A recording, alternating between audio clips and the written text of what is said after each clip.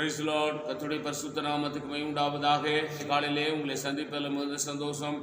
இந்த நாளுடைய ஆசீர்வாதத்துக்காக ஒரு வேத பகுதி வாசிப்போம். அது ஏசாயா 43:12. நானே அறிவித்து ரட்சிப்பை விளங்க பண்ணினேன், உங்களில் இப்படி செய்யக்க அந்நிய தேவன் இல்லை, நானே தேவனுக்கு நீங்கள் எனக்கு சாட்சிகள் என்று கர்த்தர் சொல்கிறார். அல்லேலூயா.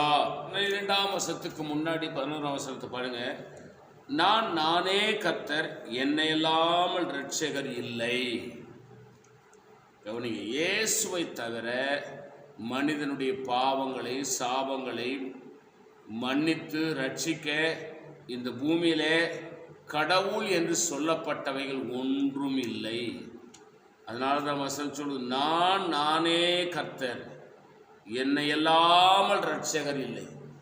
மனுஷனை பாவத்திலிருந்து சாபத்திலிருந்து வியாதியிலிருந்து துன்பத்திலிருந்து பாடுகளிலிருந்து உபத்திரவத்தில் மீட்கிற ஒரே ஒரு தெய்வம் உண்டானால் அவர் ஆண்டவர் இயேசு என்பதை விளங்கி கொள்ளுங்கள். நான் உங்களுக்காக ஜெபிக்கிறேன்.